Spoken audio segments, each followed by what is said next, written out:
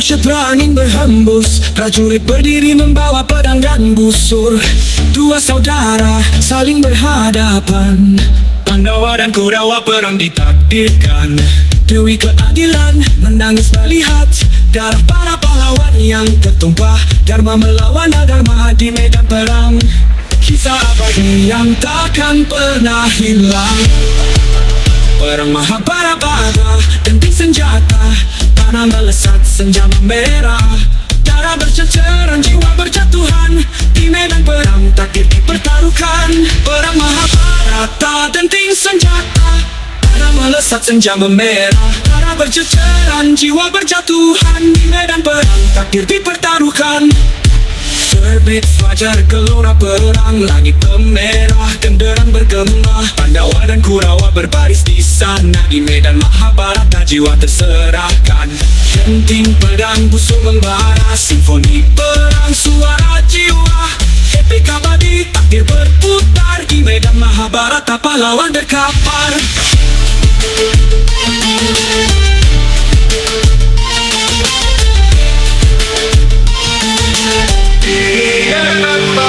Penanggalan Kurukshetra, angin berhembus, prajurit berdiri membawa pedang dan busur. Dua saudara saling berhadapan, Pandawa dan Kurawa perang ditakdirkan. Dewi keadilan menangis melihat darah para pahlawan yang tertumpah. Dharma melawan adharma di medan perang, kisah abadi yang takkan pernah hilang. Perang Mahabharata, denting senjata, tanah melesat, senja merah. Darah berceceran, jiwa berjatuhan, di medan perang takdir dipertaruhkan. Terbit fajar gelora perang, langit memerah, genderang bergema. Pandawa dan Kurawa berbaris di sana, di medan Mahabharata jiwa terserahkan. Denting pedang busur membara, simfoni perang suara jiwa. Epik abadi takdir berputar, di medan Mahabharata pahlawan terkapar.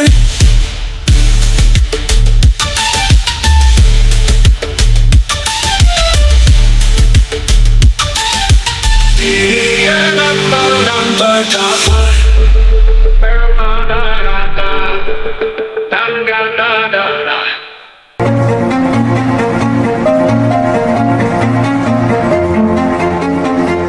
Perang ini adalah perang Dharma atau juga disebut perang suci, di mana pihak Pandawa mewakili kebenaran dan kebajikan sementara pihak Kurawa mewakili angkara murka dan kesombongan. Bharatayuddha adalah pertempuran epik yang menjadi inti dari Mahabharata, salah satu epos besar dalam sastra Hindu kuno. Perang ini terjadi antara dua keluarga besar, Pandawa dan Kurawa, yang memperebutkan tahta kerajaan Hastinapura. Dalam konteks spiritual dan religius, Bharatayuddha dianggap sebagai perang Dharma atau perang suci, karena tujuannya adalah untuk menegakkan Dharma, kebenaran, kewajiban moral, dan menghancurkan adharma, ketidakbenaran, ketidakadilan. Latar belakang perang Bharatayuddha, konflik utama dalam Mahabharata muncul dari perselisihan mengenai hak waris atas kerajaan Hastinapura antara Pandawa, yang terdiri dari 5 saudara, dan Kurawa, yang terdiri dari 100 saudara. Pandawa adalah simbol kebaikan dan moralitas, sementara Kurawa, dipimpin oleh Duryodhana, adalah simbol ketamakan dan keserakahan. Perang dan strategi, perang Bharatayuddha berlangsung selama 18 hari di medan perang Kurukshetra, dengan masing-masing pihak memobilisasi ratusan ribu prajurit, gajah, kereta perang, dan kuda. Setiap hari penuh dengan duel legendaris dan momen-momen penting yang melibatkan prajurit-prajurit hebat dari kedua kubu. Di dalam perang ini, taktik perang canggih seperti formasi militer, vyuha, digunakan, seperti formasi Garuda, Cakra, Vyu, dan Padma Vyu. Selama perang, banyak aturan perang Dharma dipatuhi, meskipun pada titik-titik tertentu aturan itu dilanggar demi mencapai kemenangan. Salah satu pelanggaran terbesar adalah pembunuhan Bhisma, Drona, dan Karna yang dilakukan melalui strategi di luar aturan perang yang seharusnya berlaku. Ajaran Bhagavad Gita, di tengah persiapan perang, Arjuna, salah satu Pandawa, mengalami dilema moral tentang harus bertarung melawan kerabatnya sendiri. Pada saat itulah Dewa Krishna, yang bertindak sebagai kusir kereta Arjuna, menyampaikan ajaran Bhagavad Gita. Krishna menasihati Arjuna untuk berjuang demi Dharma tanpa memikirkan hasilnya, karena itu adalah tugas dan kewajiban seorang ksatria. Perang Bharatayuddha merupakan simbol penting dalam budaya Hindu dan memberikan banyak pelajaran moral serta spiritual. Ia menekankan pentingnya menjalankan Dharma meskipun dihadapkan pada tantangan yang sulit, dan mengajarkan bahwa kemenangan sejati bukan hanya dalam bentuk fisik, tetapi juga dalam kemenangan batin terhadap ketidakadilan dan kejahatan. Perang Bharatayuddha tidak hanya menceritakan tentang konflik fisik, tetapi juga menggambarkan pergulatan batin antara kebenaran, dharma, dan ketidakbenaran, adharma, antara kewajiban moral dan dilema etika. Dalam konteks Hindu, perang ini melambangkan perjuangan abadi antara kebaikan dan kejahatan di dalam diri manusia. Pada akhir perang, hampir semua prajurit dari kedua belah pihak tewas, termasuk saudara-saudara Pandawa dan para sekutu Kurawa. Kurawa kalah dalam perang, dan Yudhishthira, pemimpin Pandawa yang tertua, dinobatkan sebagai Raja Hastinapura. Meskipun menang, Pandawa tidak merasa bahagia karena perang telah menghancurkan sebagian besar keluarga mereka. Mari kita simak kisahnya, dan jangan lupa like, komen, serta subscribe agar channel ini semakin berkembang serta menambah semangat kami dalam berkreasi. Terima kasih, mari kita simak kisahnya, 18 hari bertarung dalam Maut Mahabharata.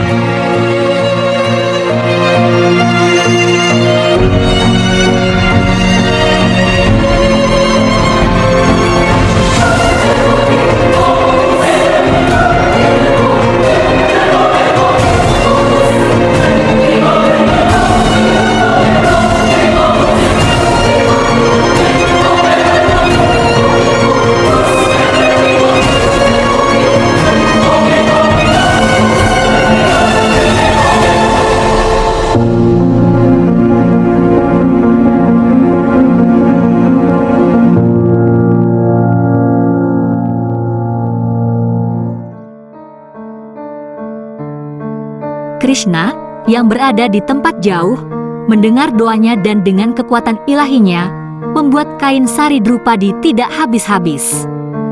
Dusyasana terus menarik sari itu, namun semakin ia menarik, kain itu terus memanjang, melindungi Drupadi dari kehinaan. Konsekuensi dan sumpah. Setelah melihat kejadian ini, Bima, yang sangat marah dan tidak tahan dengan penghinaan yang dialami Drupadi, bersumpah di depan semua orang bahwa ia akan membunuh Dusyasana dalam perang dan meminum darahnya sebagai balasan atas perbuatan kejinya. Drupadi sendiri bersumpah bahwa ia tidak akan mengikat rambutnya sampai ia bisa mencuci rambutnya dengan darah Dusyasana. Sumpah ini menjadi simbol dendam dan kehormatan yang terluka, yang menjadi salah satu pendorong utama bagi Pandawa untuk akhirnya menyatakan perang melawan Kurawa. Syakuni, atau sering disebut dengan nama Sangkuni dalam versi Jawa, adalah salah satu tokoh antagonis paling berpengaruh dalam epik Mahabharata. Dia adalah paman dari Kurawa, terutama Duryodhana, dan menjadi dalang di balik banyak rencana jahat yang menghancurkan hubungan antara Pandawa dan Kurawa. Syakuni dikenal karena kelicikan dan kecerdikannya dalam merencanakan konspirasi yang bertujuan untuk menghancurkan Pandawa dan merebut tahta Hastinapura. Bayangkan Syakuni sedang duduk di sebuah ruang besar, dikelilingi oleh hiasan dinding kerajaan Hastinapura. Dia mengenakan jubah sutra merah tua yang memanjang sampai lantai, memberikan kesan bahwa dia seorang yang berkedudukan tinggi, namun dalam setiap gerak-geriknya terlihat niat jahat. Di tangannya, dia memegang sepasang dadu, yang tampak biasa di mata orang awam tetapi sebenarnya dipenuhi dengan sihir atau trik yang membuatnya selalu menang dalam permainan judi.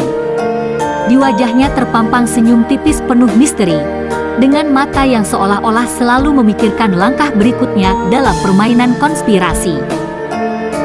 Dalam setiap kejadian besar yang merugikan Pandawa, Syakuni selalu berada di balik layar sebagai otak dari konspirasi tersebut.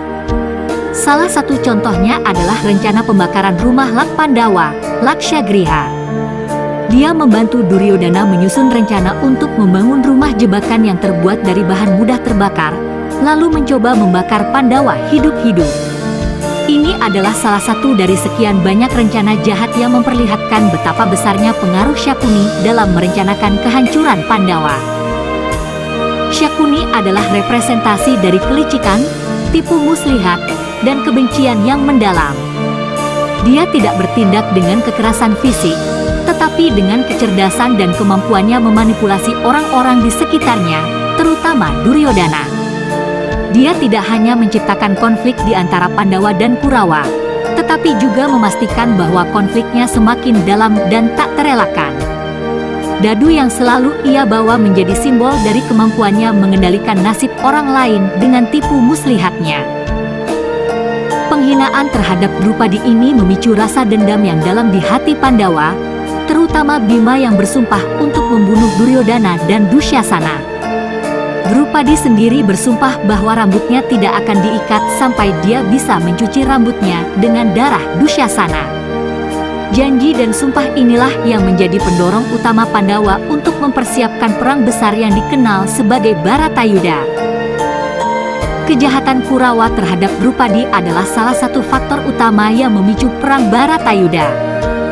Perbuatan Duryodhana dan Dusyasana yang mempermalukan Drupadi di hadapan umum tidak hanya menghina Pandawa, tetapi juga melukai harga diri seluruh keluarga ksatria.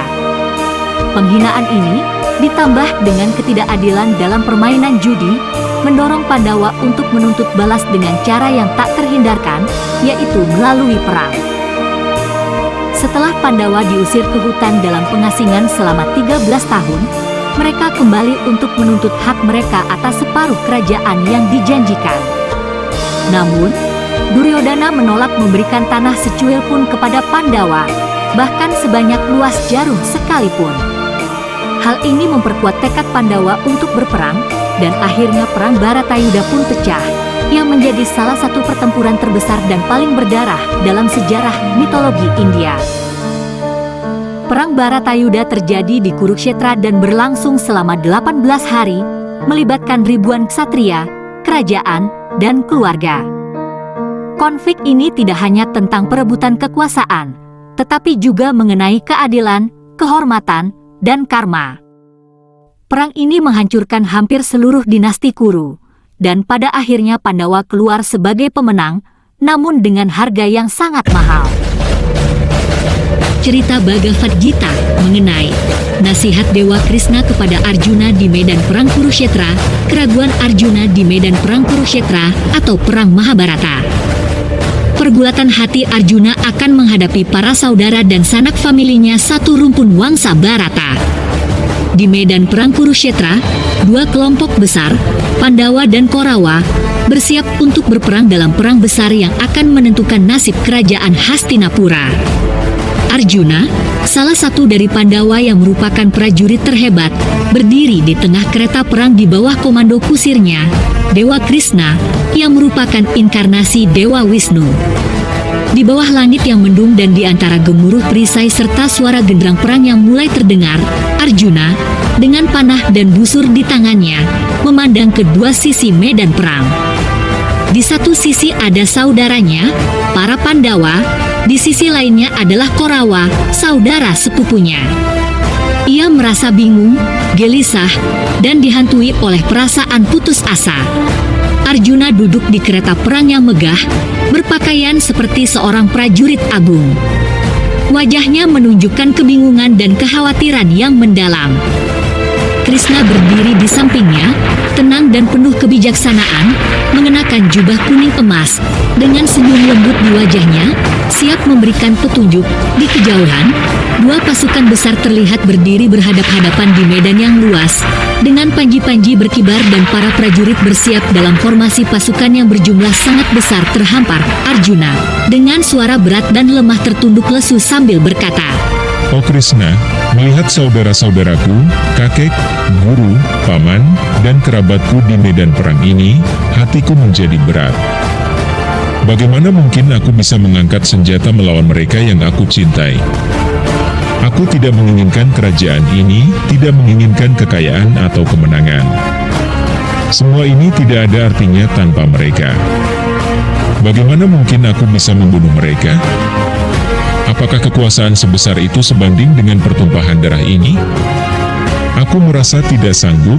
Arjuna menundukkan kepalanya, melepaskan busurnya, Gandiva, dan duduk dalam keputusasaan. Lalu Sri Krishna berkata dengan tenang, Arjuna, engkau sedang tergelincir ke dalam kelemahan dan kebingungan. Engkau berbicara seolah-olah dipenuhi kebijaksanaan. Tetapi engkau tidak mengerti. Kematian dan kehidupan adalah siklus yang terus berputar. Mereka yang bijaksana tidak bersedih atas apa yang tak terhindarkan. Tubuh ini akan mati, tetapi jiwa, Atma, adalah kekal, tidak terlahir dan tidak akan pernah mati. Engkau berbicara tentang cinta kepada keluargamu, tetapi tugasmu sebagai ksatria adalah berperang untuk keadilan.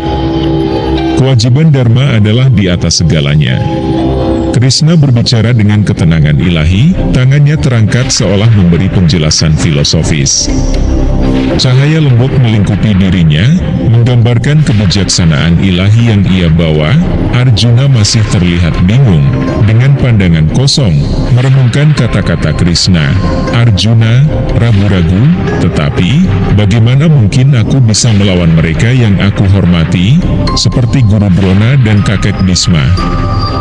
Bukankah dosa besar membunuh guru dan tetua kita sendiri? Bagaimana mungkin aku dapat melakukan tindakan ini? Krishna, dengan lebih tegas, Arjuna, engkau harus memahami bahwa engkau hanya pelaku secara fisik. Hasil dari tindakanmu bukanlah tanggung jawabmu. Lakukan kewajibanmu tanpa terikat pada hasilnya. Bertindaklah sesuai dengan dharmamu sebagai seorang ksatria. Jika engkau menolak bertarung, engkau akan melanggar dharmamu dan akan membawa aib besar bagi dirimu. Seseorang yang bijaksana bertindak tanpa keterikatan pada hasil. Ia menyerahkan semua tindakannya kepada Tuhan, dengan pikiran yang terpusat, tenang, dan tanpa rasa takut. Arjuna, bangkitlah, dan laksanakan kewajibanmu. Jangan terikat oleh keraguan dan rasa takut. Tugasmu adalah bertindak, hasilnya adalah milik Tuhan. Krishna mengangkat tangan kanannya, menunjukkan simbol mudra pengajaran. Cahaya yang lebih terang mengelilingi Krishna, menandakan bahwa ia bukan hanya sebagai kusir, tetapi sebagai guru ilahi yang membawa pencerahan. Arjuna, masih dalam posisi duduk, mulai menunjukkan tanda-tanda pemahaman. Matanya perlahan-lahan berbinar kembali, dan ekspresi kebingungannya mulai memudar. Arjuna, dengan lebih yakin, aku mulai mengerti, wahai Krishna. Engkau telah membuka mataku. Tetapi, bisakah engkau menjelaskan lebih lanjut tentang bagaimana aku dapat bertindak tanpa terikat pada hasil? Krishna tersenyum lembut, Arjuna, lakukanlah tindakanmu dalam semangat pelayanan. Persembahkan segala tindakanmu kepadaku, tanpa mengharapkan imbalan atau hasil. Dengan cara ini, engkau akan terbebas dari keterikatan dan penderitaan. Bertindaklah dengan kebijaksanaan, dan engkau akan mencapai moksha, pembebasan dari siklus kelahiran dan kematian. Fokuskan pikiranmu padaku, jadikan dirimu sebagai alat dari kehendak ilahi. Inilah jalan karma yoga, jalan tindakan tanpa keterikatan. Cahaya Krishna semakin terang, memenuhi medan perang. Suara gemuruh senjata yang sebelumnya terdengar bising perlahan mereda seolah waktu berhenti, sementara Krishna terus memberikan kebijaksanaannya. Arjuna perlahan-lahan bangkit dari tempat duduknya, menggenggam busurnya dengan lebih kuat. Wajahnya menunjukkan keyakinan baru yang diperolehnya. Setelah menerima nasihat dari Dewa Krishna, Arjuna akhirnya memahami bahwa ia harus bertindak sesuai dengan dharmanya tanpa rasa takut atau keterikatan. Krishna tidak hanya membimbing Arjuna sebagai seorang prajurit, tetapi juga sebagai seorang murid yang siap belajar kebijaksanaan spiritual. Dengan semangat baru, Arjuna kembali ke medan perang, siap melaksanakan tugasnya dengan penuh keberanian dan kepercayaan pada kehendak ilahi. Pesan moral yang dijerakan oleh Sri Krishna di sini adalah bahwa hidup ini adalah panggung bagi tindakan kita. Dan setiap orang harus menjalankan perannya dengan penuh tanggung jawab. Namun, seseorang harus tetap tak terikat pada hasilnya, mempersembahkan semua tindakan kepada Tuhan, sehingga ia dapat mencapai kedamaian batin yang sejati dan kebebasan dari siklus penderitaan duniawi. Di tengah medan perang Kurukshetra, angin bertiup kencang, membawa debu dari tanah yang akan menjadi saksi pertumpahan darah terbesar dalam sejarah. Dua pasukan besar telah bersiap di kedua sisi medan, Pandawa di satu sisi, Korawa di sisi lain. Genderang perang mulai ditabuh, senjata sudah disiapkan, dan para prajurit menunggu perintah untuk bertarung. Namun, di tengah persiapan yang menegangkan ini, Arjuna, pahlawan besar dari keluarga Pandawa, diliputi keraguan dan kebingungan. Dia, yang biasanya berani dan tegas dalam pertempuran, kini merasakan beban yang luar biasa dalam hatinya saat dia melihat siapa lawan yang akan dihadapinya, kakek, paman, guru, dan sahabat-sahabat lamanya. Dalam kekalutan ini, Arjuna memutuskan untuk meletakkan senjatanya dan mengungkapkan kebimbangannya kepada Dewa Krishna yang sedang menjadi kusir keretanya. Arjuna berdiri di atas kereta perangnya dengan panah di tangan. Angin berdesir melalui rambutnya yang panjang, dan matanya memandang jauh ke arah barisan musuh. Di antara wajah-wajah itu, dia melihat sosok-sosok yang dekat dengan hatinya, kakeknya Bhisma, gurunya Drona, dan saudara-saudaranya di pihak Korawa. Dadanya terasa sesak. Tangan yang memegang busur Gandiva mulai gemetar, dan seketika dia menurunkannya. Arjuna yang gagah perkasa kini terlihat tak berdaya. Namun demi tegaknya dharma dan kebenaran, Arjuna akhirnya harus tegak dan tegar.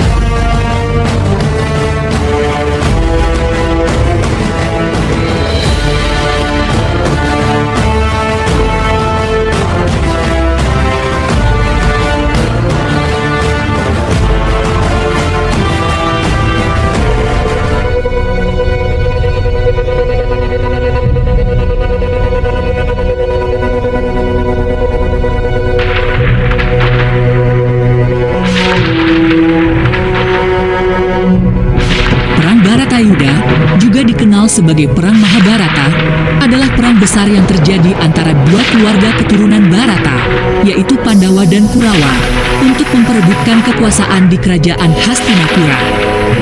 Perang ini berlangsung selama 18 hari dan melibatkan ratusan ribu pasukan dari kedua belah pihak.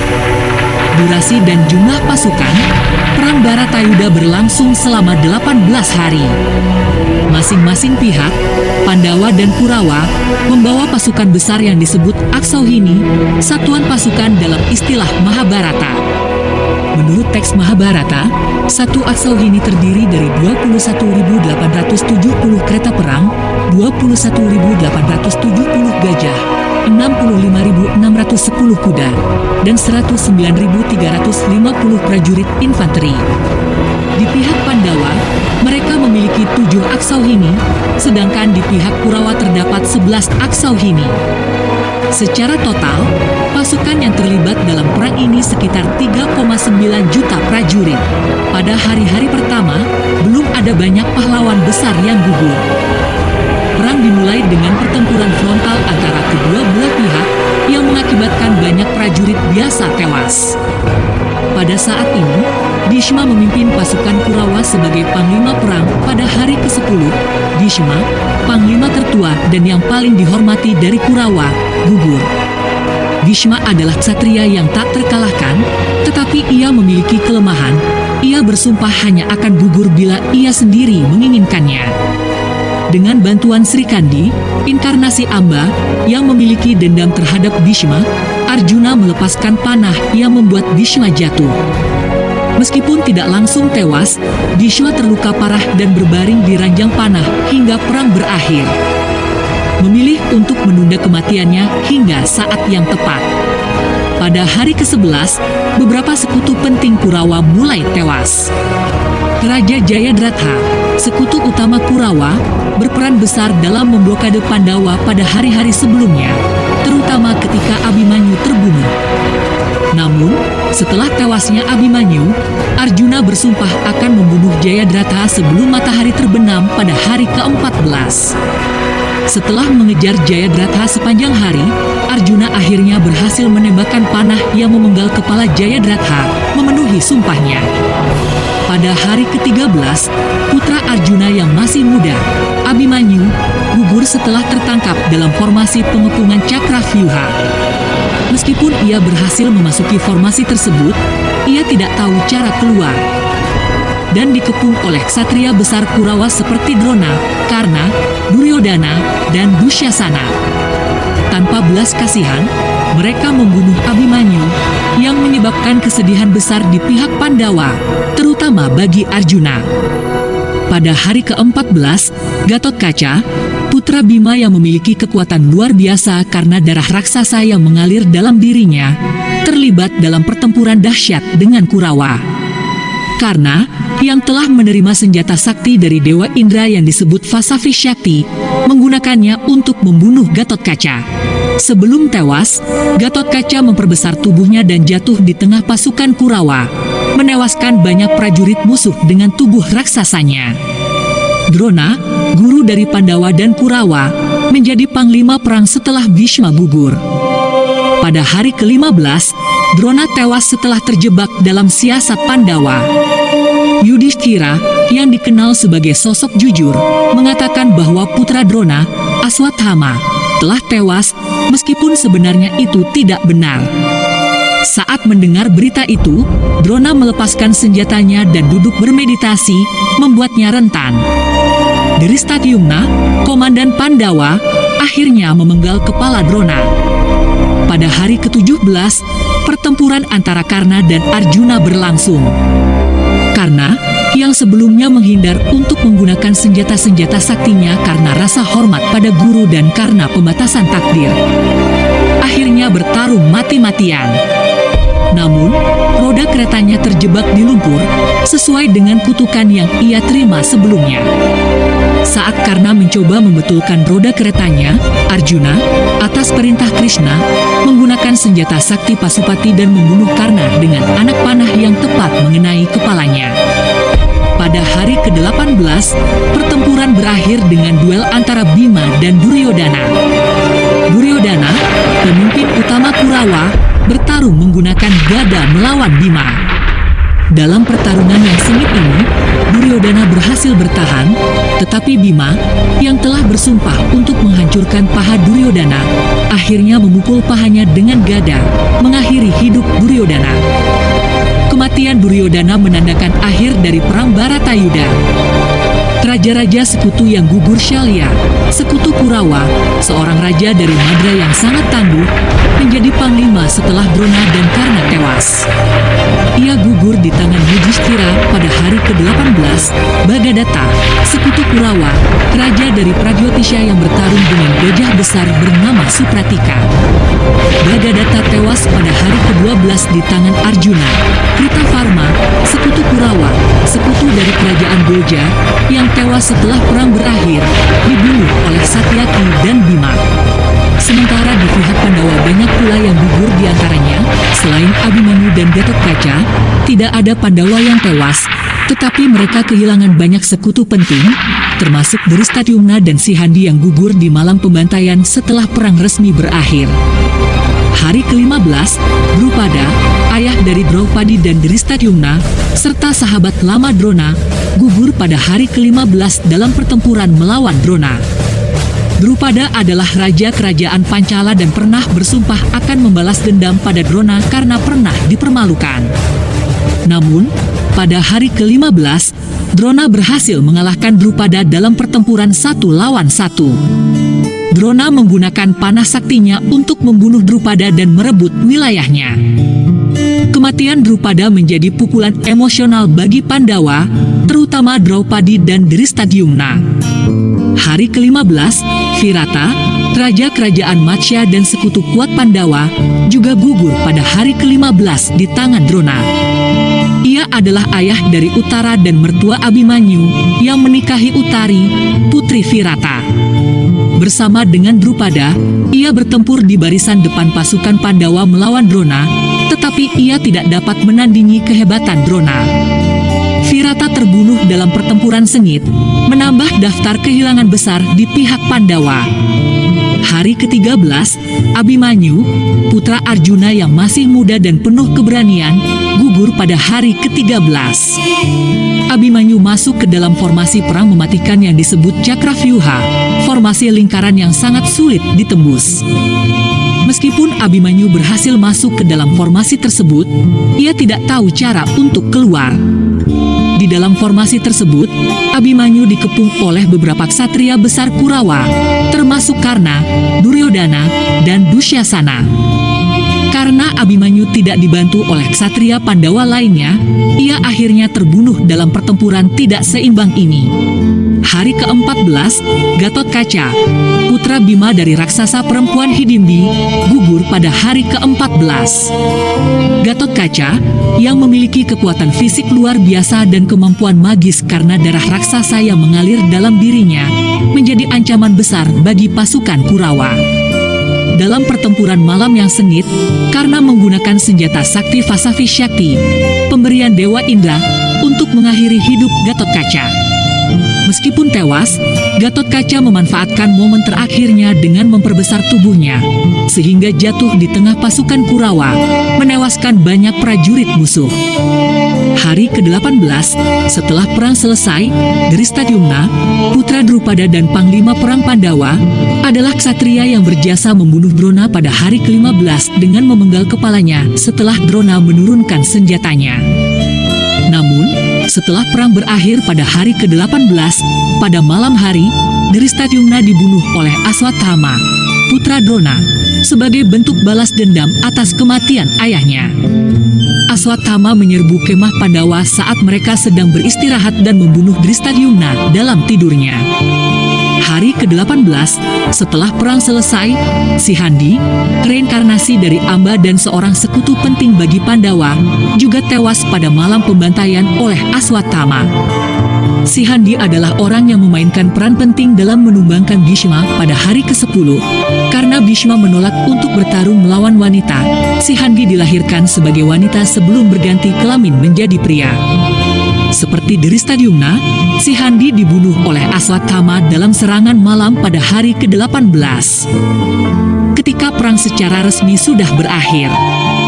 Hari ke-18, setelah perang selesai, Satyaki, salah satu ksatria Pandawa yang berasal dari klan Vrishni, yang juga merupakan klan Krishna, terlibat dalam banyak pertempuran besar selama perang Bharatayuddha.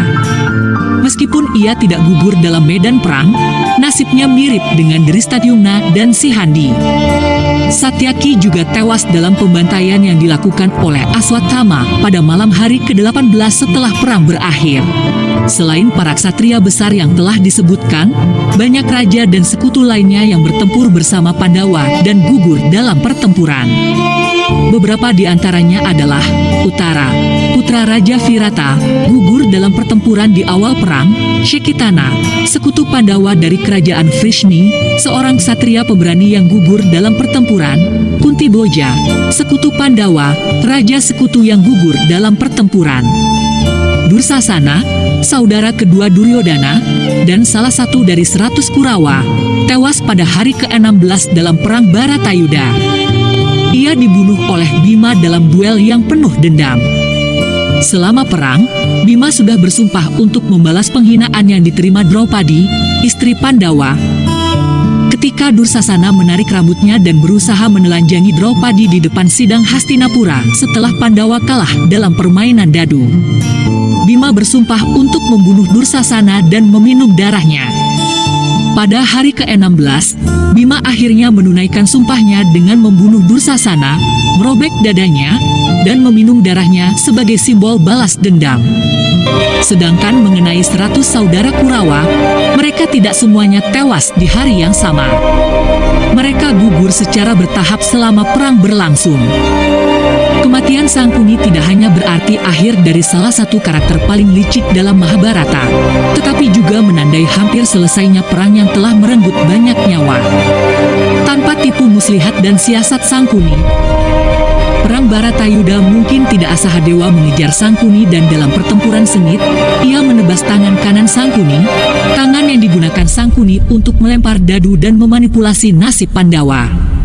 Darah mengalir deras dari tubuh Sangkuni, namun Sahadewa tidak berhenti di situ. Dalam satu gerakan cepat, Sahadewa menebaskan pedangnya dan memenggal kepala Sangkuni, menghentikan hidup pria yang penuh tipu daya tersebut kan terjadi. Ia adalah simbol dari manipulasi, pengkhianatan, dan keserakahan yang akhirnya membawa kehancuran bagi Kurawa dan sekutunya.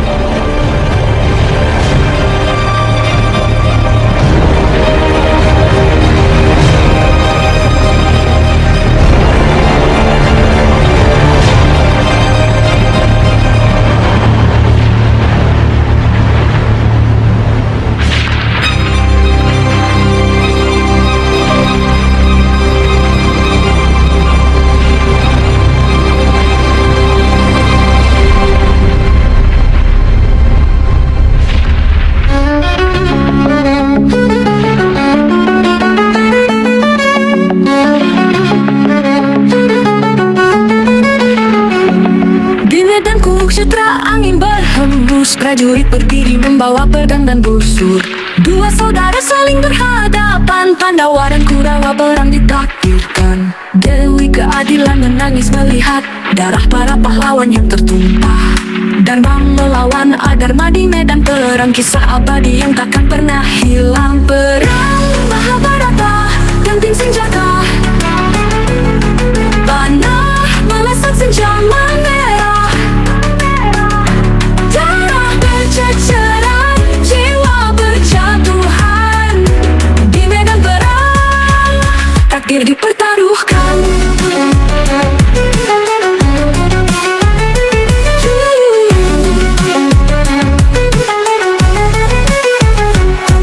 Arjuna dengan busurnya menatap jauh, Krishna di sampingnya membisikkan petua.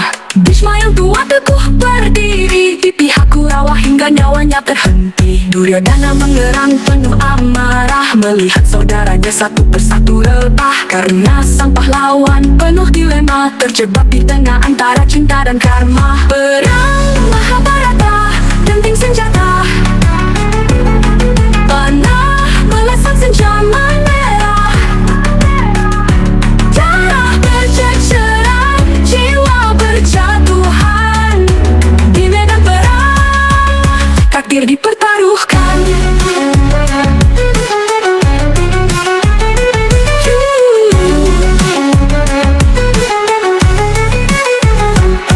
Yudhishthira berdiri memohon damai, namun roda takdir takkan pernah usai. Gatot Kaca terbang di angkasa gelap hingga nyawanya pergi demi dharma yang mantap.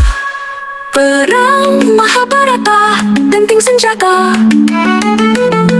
panah melesat senja merah. Darah berceceran, jiwa berjatuhan di medan perang, takdir dipertaruhkan. Di akhir perang hanya sunyi tersisa. Kemenangan dan kekalahan jadi luka. Sejarah mencatat sebuah cerita. Perang Mahabharata, kisah yang abadi selamanya.